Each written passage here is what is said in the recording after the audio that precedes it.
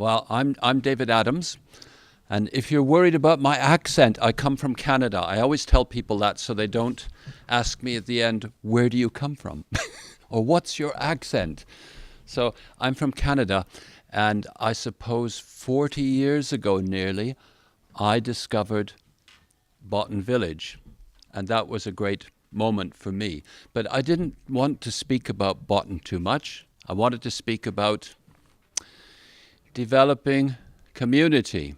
Not that I'm the greatest expert, but having lived in a place like Botten, one gets lots of practice. So I just wanted to talk about that, and I've made a few notes.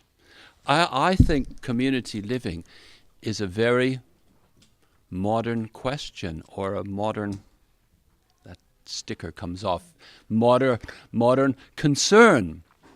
How do we work together? How do we get on with each other? How do we live together? There's lots of, community care nurse, or care in the community, or community centers. And yet, I think our communities are struggling as communities. I know builders, most what's being built is single flats for people to live alone. That's the biggest thing. If you look Victorian times, they built these great big things if they had the money. Or even in the 30s, 4 or 5 bedroom houses. Now they build single flats, and everybody wants to live alone, and they have their internet connection. And they build community that way. Somebody told me, you're a nobody if you don't have more than 500 friends on Facebook, or 1,000. And is that community? Maybe it is. I don't know. I'm an older generation, so I'm not sure. But, community, often when we think of it, I think we think of the past. We think of, I'm from Whitby. I'm part of the Whitby community. Or family, bloodlines, or a language. I belong to the English community. And they're built, now they're become traditions, I think, and traditions are falling away today. All traditions seem to be going. You can't keep traditions alive, I think.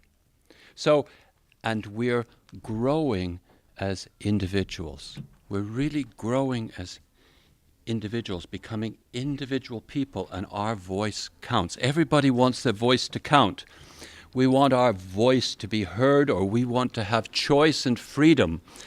In our work, it's kind of choice and control. That's what they talk about from the social services. So each individual, each I, in English we say ego, but I is better because ego becomes egoism. And the I of each human being is important.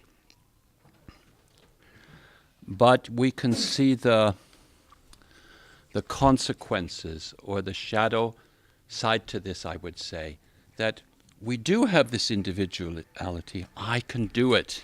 But that does lead to egoism and selfishness, or can do. It also leads to loneliness. I think there's great loneliness in our society, more than there was 100 years ago, I would think.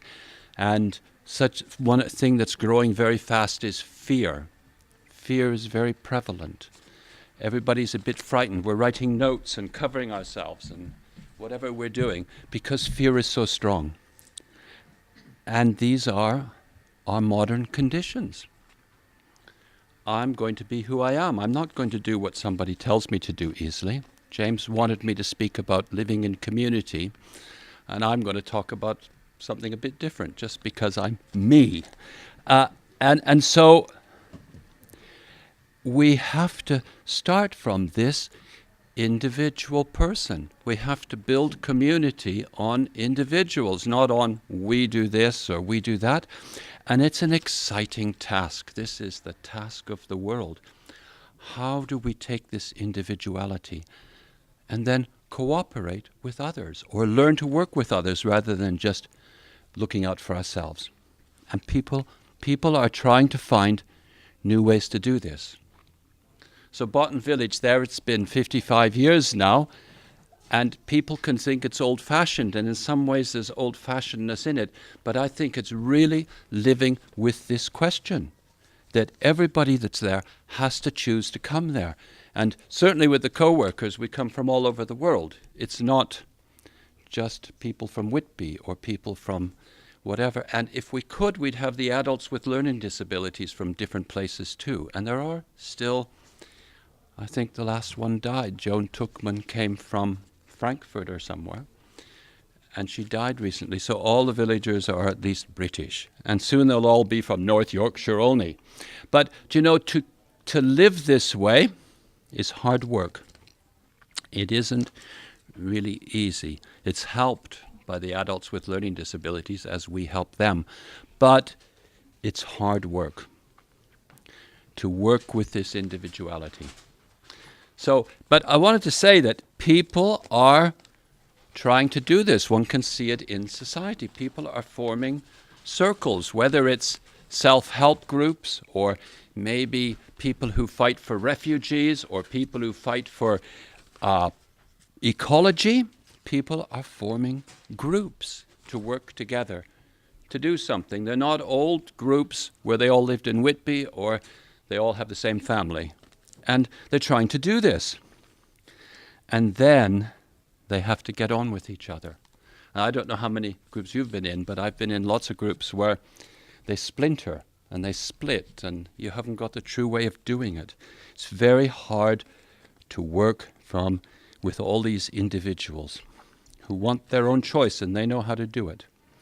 And there's hurt feelings and things like that. So I just wanted to give some thoughts about how one could possibly do that, or ways we've tried to work with that in Botten, but I think they're applicable anywhere. So it's not enough. I think we've found that out. It's not enough to just have the cause. Whatever the cause is, it can be good, but it's not enough. We have to be interested in each other, that's part of the work, if we're doing a group to do something. So we have to turn to each other as part of the task. And so, you know, I know it's said we're supposed to love each other. That's the commandment, love one another. It's very hard to love everybody. Maybe one day we will, but it's very hard. But we can take an interest in somebody. And maybe that's the first step to love. We can take an interest.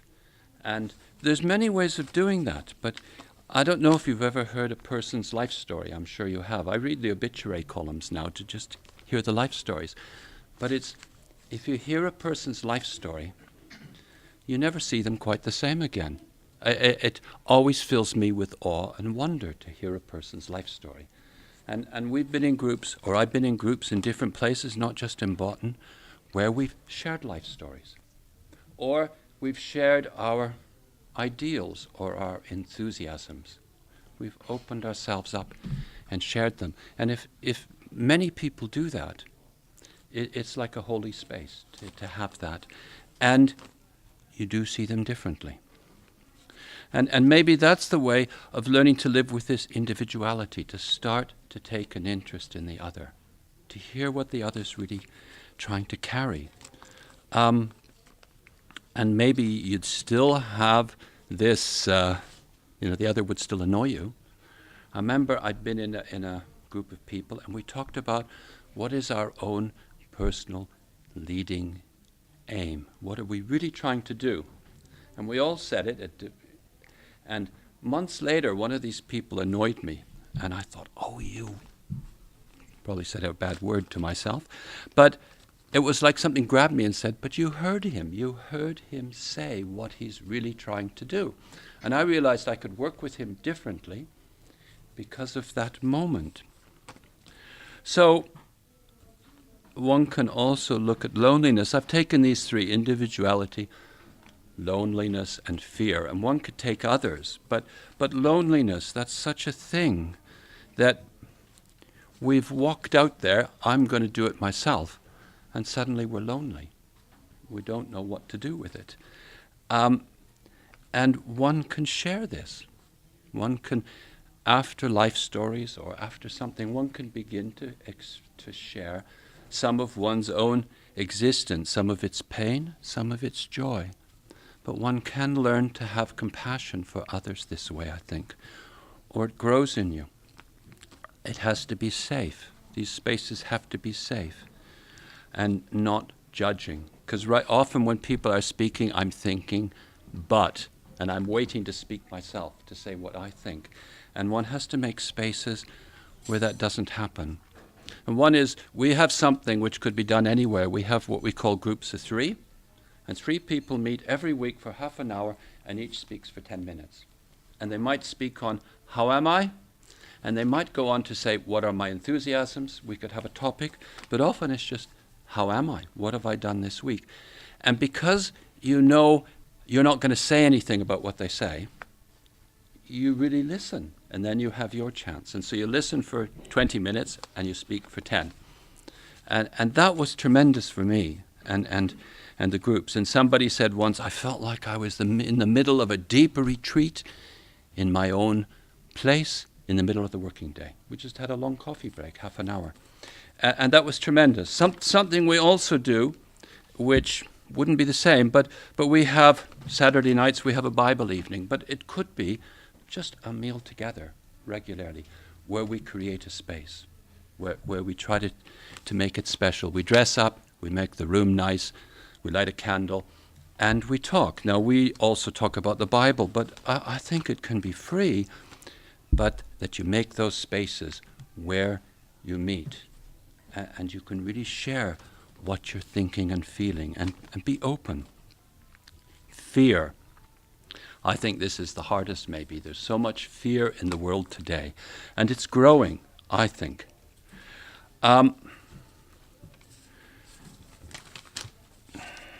And with fear, well, here we are. We've got to this great individuality, and I'm doing what I want. And then, what do I really want? I look around me, and it's like I'm walking on water. Who am I? What are the rules? What should I be? And I think in this realm of fear, one has to begin to take oneself on in however one does it. I think it helps if you're part of a religion or you have a philosophy, but you have to take yourself on to grow, to be better. However you want to do it. I'm going to be on time, or I'm going to be more thoughtful, or I'm going to listen. I think you have to take yourself on. But you have to take your life on it as it is and say, it's coming towards me. I have to accept it. There's no use saying how bad it is or how sorry I am for myself. I've made it, and I've got to live it. And this can lead to personal growth, like I said, and maybe conscience, another virtue in a way, but conscience, that I'm aware of what I'm doing and I take it seriously. How am I doing for 10 minutes? You're looking worried, James. When you said that you do it, yes, you're running a little bit over. Okay, well, I'm going to hurry then. But everybody's still listening. But this conscience can be taken to the group. I mean, it's another way of group working, because the people I work with, they can see sides of me that aren't my best sides, and they know them. And they can gently tell them to me if it's in the right space, and I can hear it. It might hurt me, but then I can grow, or I can use the group for me to grow, and I can help them. You know, one can see that's trying to happen in the world. Peer reviews or personal reviews or supervision, all of this is along that line. And one can, James is still looking worried, sorry. and you know, we've worked on this, and it's very exciting work to see how, and also to see how you react when people say something to you, because it's very hard for them to say it. And I just wanted to say one of the best we found is we call it a Parsifal review, because Parsifal asks the question. He says to Amfortas, what ails thee? Why? What is it you need?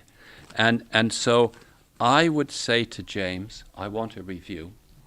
And he would find two other people, and he'd have to know me well, and he'd find two other people to talk about me with, and they'd think, what questions does David need to answer? And then they'd send me those questions 3 days before the review, and they'd invite a few other people, and I'd answer those questions, and everybody would speak about it too. But it's miraculous, because you've had them 3 days, you don't react the same way. You know, if someone says to me, but you're a slob, I'll straight away react and say, no, I'm not.